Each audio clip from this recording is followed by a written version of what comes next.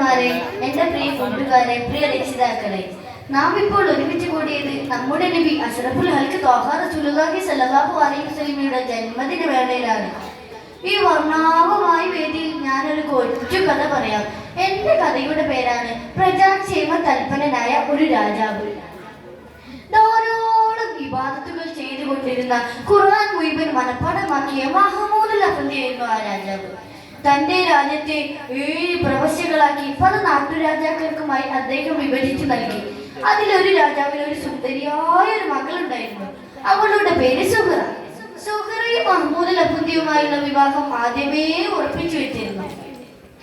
അങ്ങനെ ഒരു ദിവസം രാജാവ് നായാട്ടിനായി ദേഹത്ത് മുഴുവൻ എണ്ണ തേച്ച് കൊട്ടാര മട്ടുപാവിലൂടെ ഉലാത്തുകയായിരുന്നു.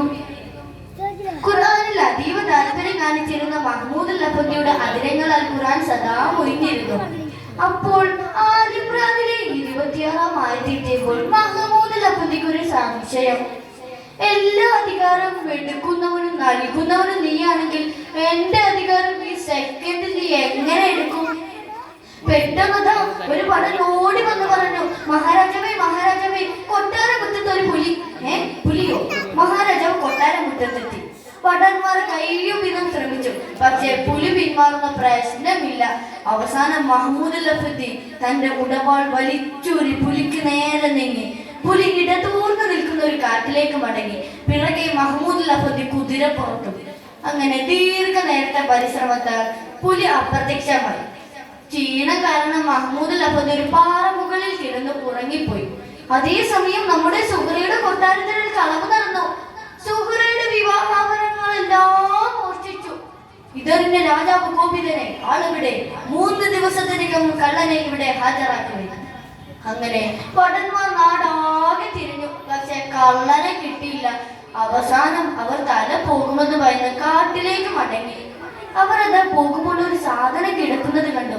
അവർ ഒന്നുകൂടി ശ്രദ്ധിച്ചു നോക്കിയപ്പോഴാണ് മനസ്സിലായത്, ഒരാൾ പാറമുകളിൽ എണ്ണ തേച്ച് കിടന്ന് സുഖമായി ഉറങ്ങുന്നു.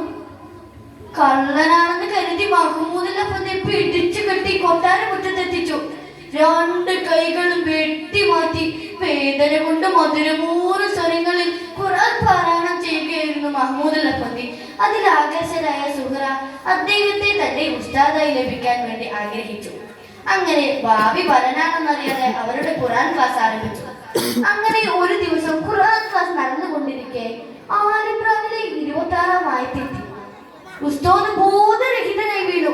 കാര്യം അന്വേഷിച്ചപ്പോഴാണ് മനസ്സിലായത് അത് മഹ്മൂദുൽ അഫ്ന്ദിയാണെന്ന്. അങ്ങനെ ഒരു കള്ളനെ തന്റെ ഭർത്താവായി ലഭിക്കില്ലെന്ന് മനസ്സിലാക്കിയ സുഹറ ഒരു ഭ്രാന്തിയെ പോലെ അഭിനയിച്ചു.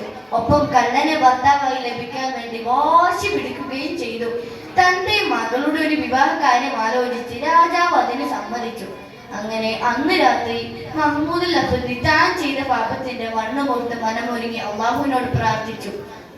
അങ്ങനെ അതാ മഹ്മൂദുൽ അഫ്ന്ദി ഉറങ്ങുമ്പോൾ മുത്തുനബി സ്വപ്നത്തിൽ മുത്തുനബിയോട് തന്റെ വിഷമങ്ങളെല്ലാം പറഞ്ഞു. മുത്തുനബി 2 കൈകൾ നീട്ടുവാൻ ആവശ്യപ്പെട്ടു. മഹ്മൂദുൽ അഫ്ന്ദി 2 കൈകളും നീട്ടിയോടെ മഹാത്ഭുതം, തിരുനബിയുടെ തിരുസ്പർശനമേറ്റതും അതാ കൈകൾ 2 പഴയ സ്ഥിതിയിലായി. അങ്ങനെ അത് ഒരാളിൽ നിന്ന് മറ്റൊരാളിലേക്ക് അങ്ങനെ അങ്ങനെ കൊട്ടാരമാകെ വാർത്ത പടർന്നു. അങ്ങനെ രാജാവ് മഹ്മൂദുൽ അഫ്ന്ദിയാണെന്ന് മനസ്സിലാക്കിയതോടെ മഹ്മൂദുൽ അഫ്ന്ദിയുടെ കാൽക്കൽ വീണ് മാപ്പ് പറഞ്ഞു. അപ്പോൾ മഹ്മൂദുൽ അഫ്ന്ദി പറഞ്ഞു, രാജൻ, അങ്ങ് എന്നോടല്ലേ തെറ്റിരുന്നത്, അതും അറിയാതെ. പക്ഷേ ഞാൻ എൻ്റെ രക്ഷിതാവായ അള്ളാഹുവിനോടാണ് തെറ്റിരുന്നത്. അതിന്റെ പാപമാണ് എനിക്ക് കിട്ടിയത്. കൂട്ടുകാരെ, നിങ്ങൾക്ക് ഇപ്പോൾ മനസ്സിലായില്ലേ? ഏത് കാര്യവും അള്ളാഹു വിചാരിച്ചാൽ മാറി മറിയുക തന്നെ ചെയ്യും. അതിൽ നമ്മൾ എന്ത് ചെയ്തിട്ടും ഒരു കാര്യവുമില്ല. ശുഭം. ഇവിടെ നിർത്തുന്നു എൻ്റെ കഥ. അസ്സലാമു അലൈക്കും.